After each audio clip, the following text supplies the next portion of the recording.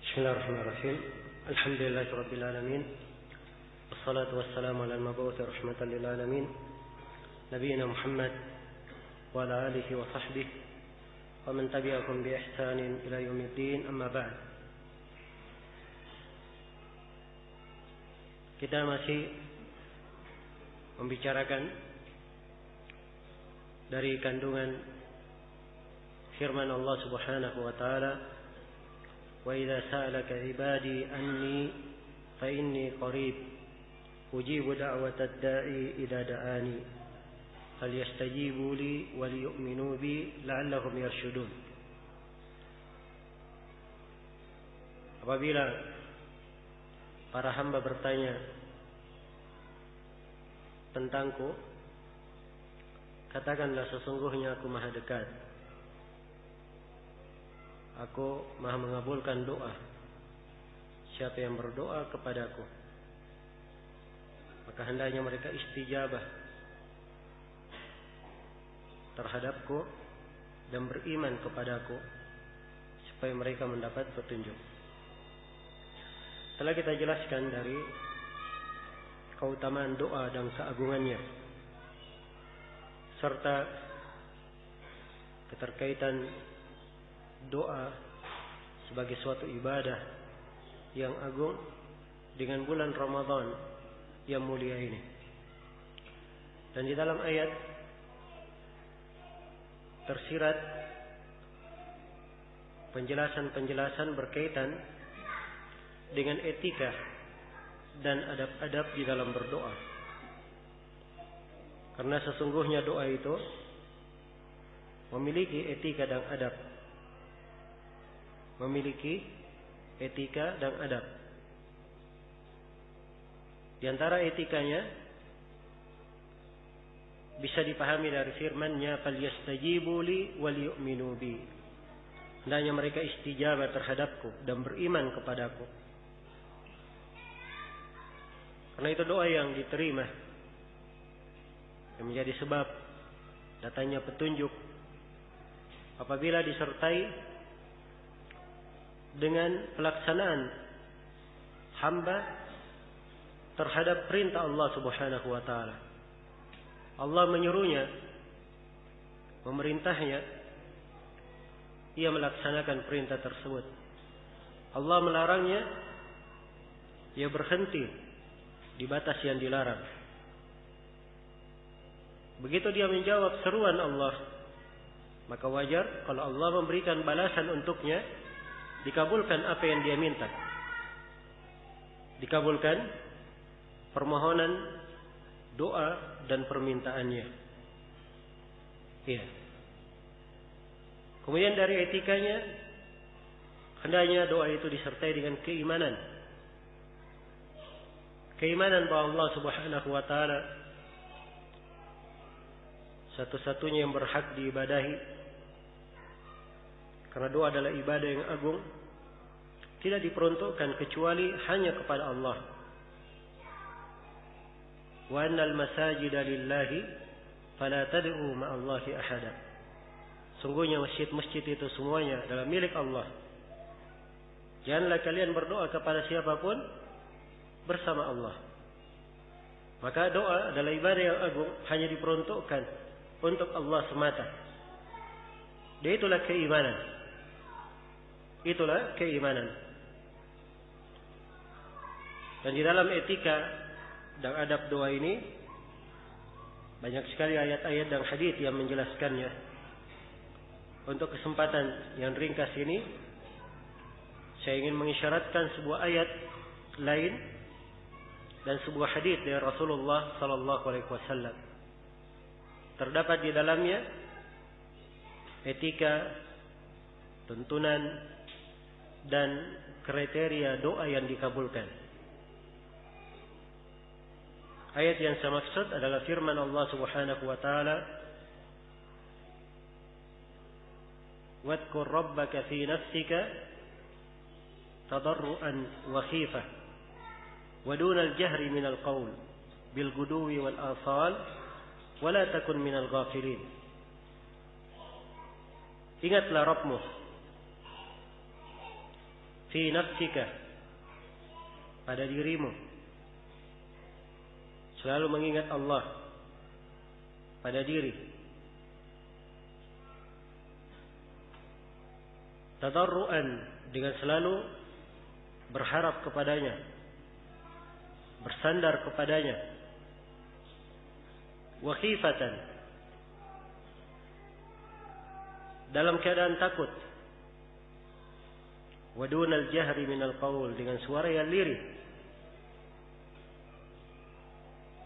Bil ghudwi wal asal, di waktu pagi dan petang. Wala takun minal ghafilin. Kemudian Allah ingatkan, jangan sekali-sekali kamu tergolong ke dalam orang yang lalai. Ya, ini ayat berkaitan dengan zikir secara umum dan doa bagian dari zikir. Disebutkan di dalamnya beberapa etika. Mengingat Allah pada dirinya. Karena tidak layak seorang yang berdoa, dia memohon kepada Allah, lisannya berucap sesuatu, tapi tidak ada di dalam hatinya hubungan terhadap apa yang dia ucapkan dengan lisannya. Dan ini dimaklumi. Seorang manusia kepada manusia yang lain, kalau dia berbicara, mulutnya berbicara, tetapi hati dan perhatiannya ke tempat lain, orang yang akan diajak bicara tidak senang. Iya. Dan lebih tidak layak lagi tentunya kalau itu keadaan hamba kepada Rabbnya Azza wa Jal, dan dia bermohon kepadanya.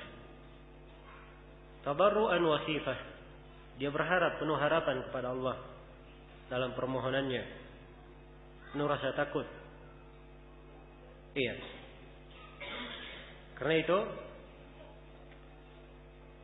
dari etika doa yang dikabulkan, doanya disertai dengan harapan yang sangat besar kepada Allah.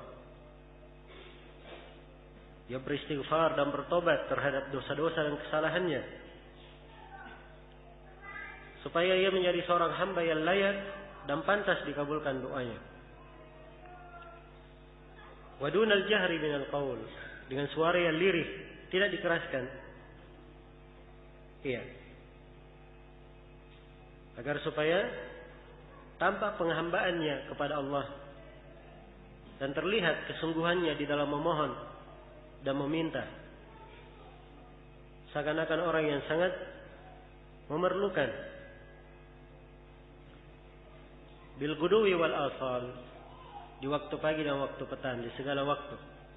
Wala takun minal ghafilin, dan janganlah engkau tergolong kepada orang yang lalai.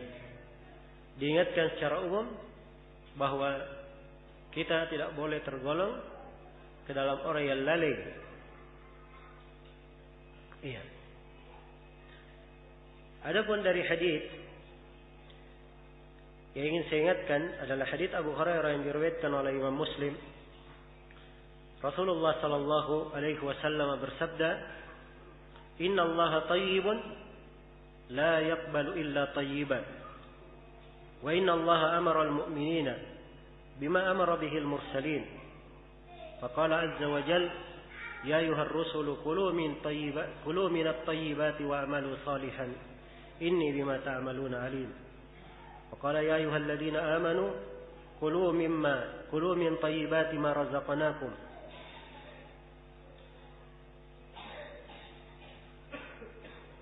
Rasulullah bersabda, sesungguhnya Allah itu maha baik. Allah tidak menerima kecuali yang baik-baik saja.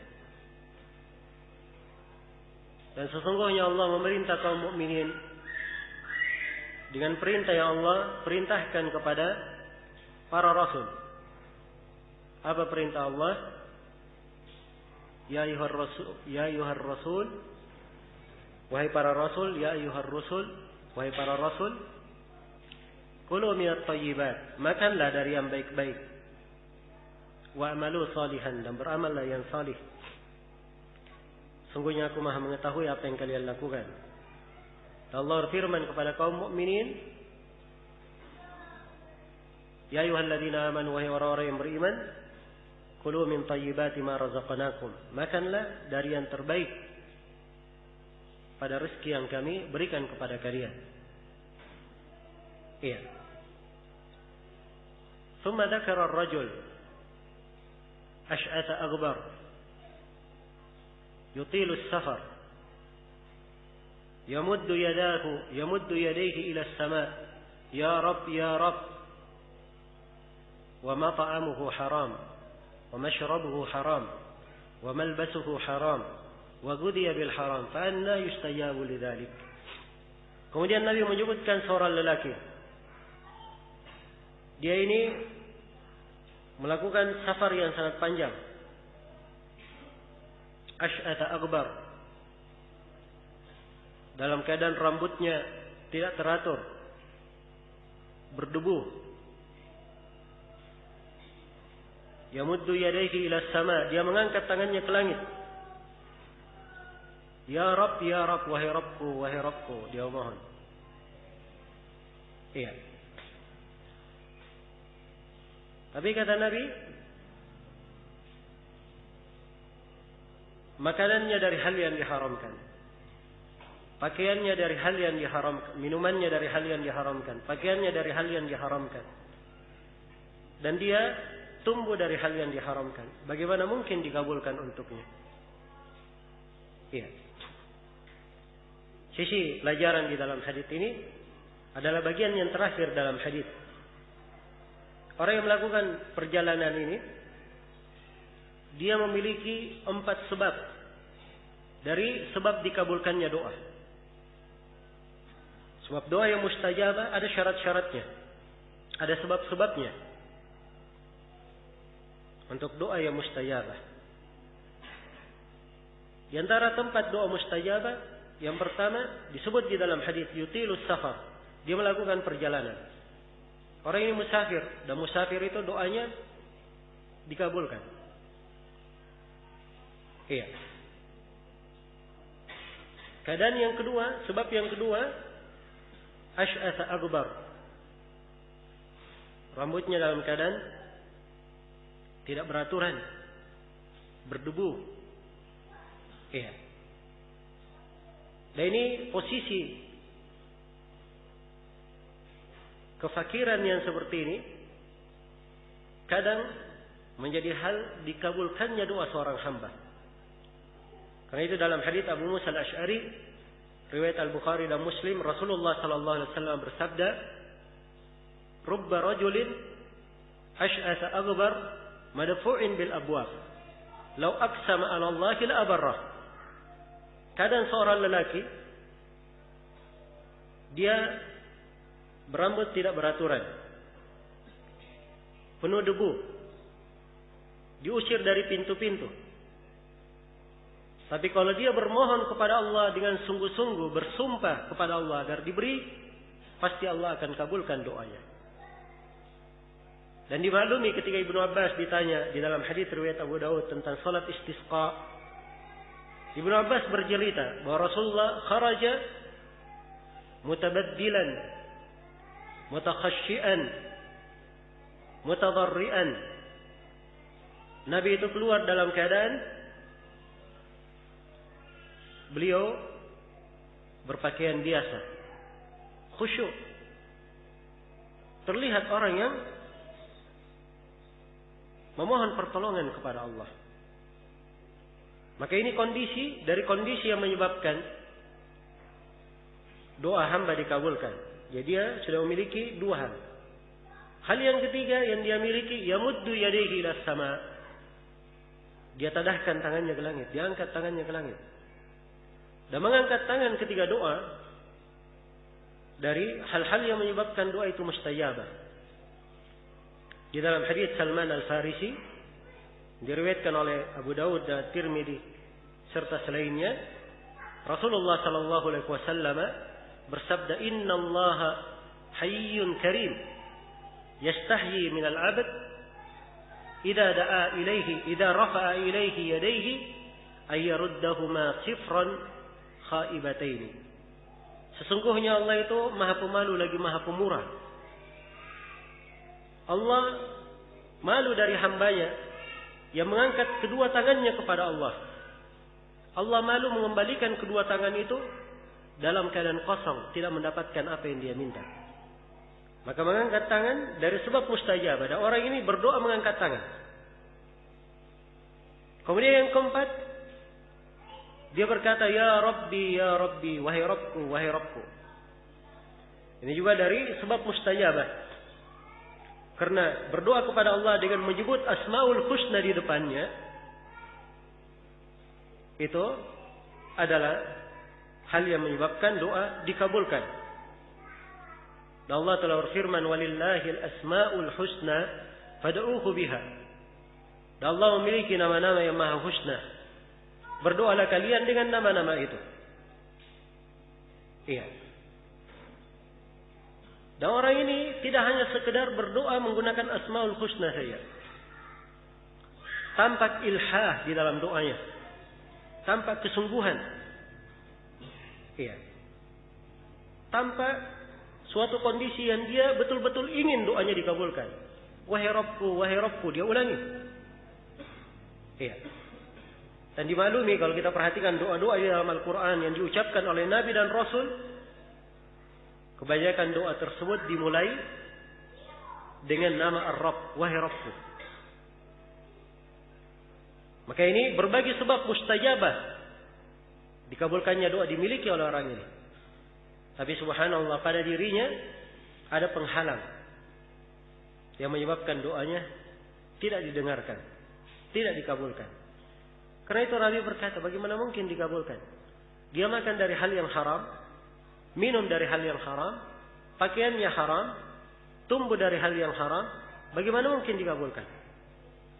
Iya. Karena itu doa yang didengar, doa yang mustajabah memiliki syarat-syarat dan ketentuan. Sebagiannya diterangkan di dalam hadis ini. Dan banyak lagi sebab-sebab yang lainnya.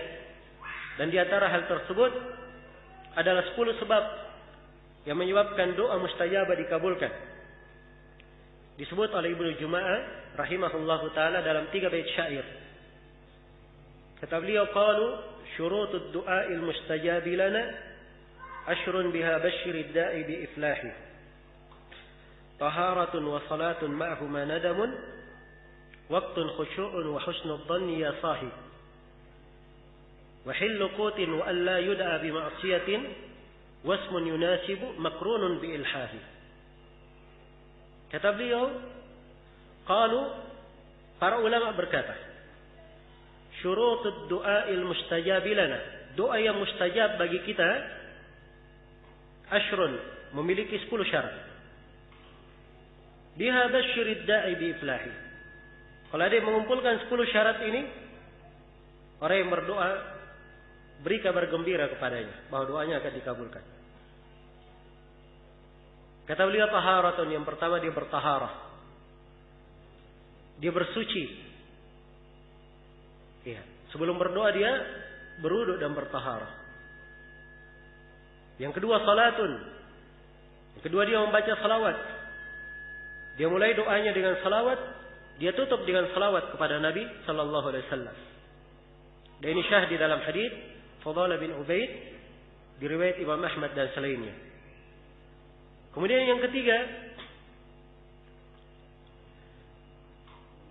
makna damin, disertai dengan penyesalan.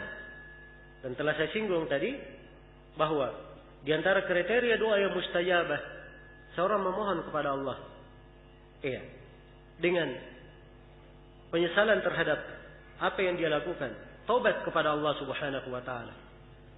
Allah mengabulkan doa Nabi Yunus alaihi salam di kondisi yang paling sulit, di dalam perut ikan. Iya. La ilaha illa anta subhanaka inni kuntu minadh dhalimin. Tidak ada yang berhak diibadahi kecuali Engkau. Maha suci Engkau ya Allah. Sesungguhnya aku tergolong orang-orang yang berbuat kezaliman. Ada penyesalan dan kesadaran.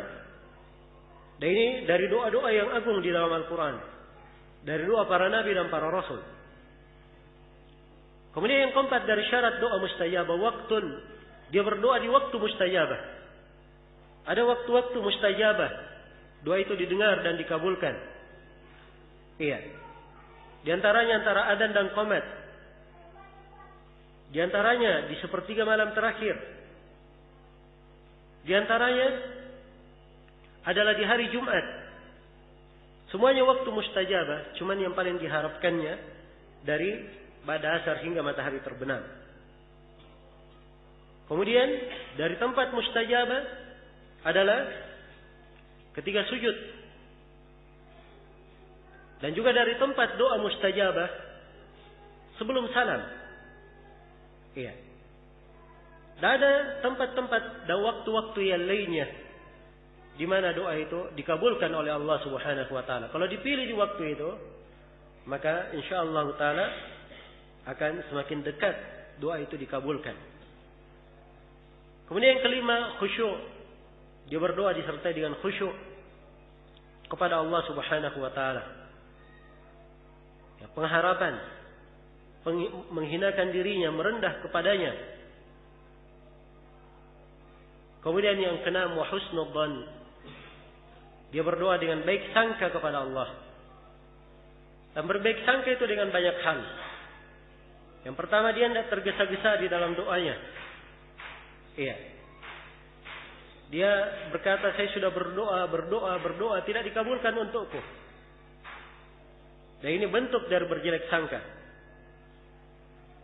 Nah, hendaknya diketahui bahwa siapa yang berdoa kepada Allah tidak ada kerugian untuknya. Karena dia pasti mendapatkan salah satu dari 3 kebaikan. Yang pertama, mungkin doanya dikabulkan. Yang kedua, mungkin dia akan diganti lebih baik dari apa yang dia minta. Dan yang ketiga, mungkin doanya akan disimpan untuknya sebagai pahala kebaikan untuk hari kiamat.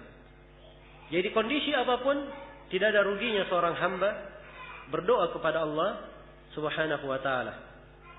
Kemudian yang ketujuh dari syarat doa mustajabah adalah makanan yang halal. Dan ini telah kita jelaskan tadi dalam hadits Abu Hurairah. Kemudian syarat yang kedelapan, dia tidak berdoa dengan maksiat. Iya. Tidak berdoa dengan maksiat. Sebab di antara syarat doa itu sebagaimana di dalam Sahih Muslim, la yad'u bi itsmin wala qati'ati rahim. Dia tidak berdoa dengan dosa dan memutus silaturahmi. Karena kalau dia berdoa untuk suatu hal yang maksiat, maka ini tidak akan dikabulkan. Kemudian yang kesembilan dari syarat doa yang dikabulkan, dia memohon dengan nama yang munasib, nama yang mencocoki apa yang dia minta.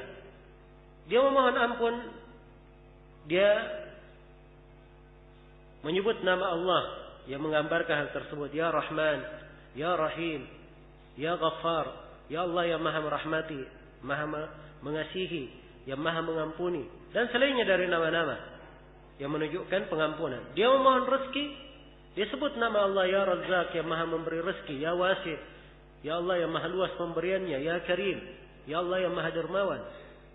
Ya.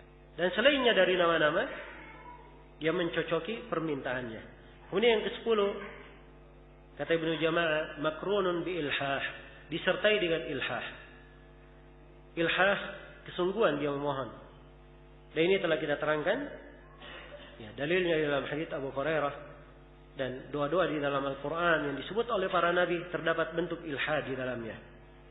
Semoga Allah Subhanahu wa taala menganugerahkan kepada kita semua doa yang mustajabah.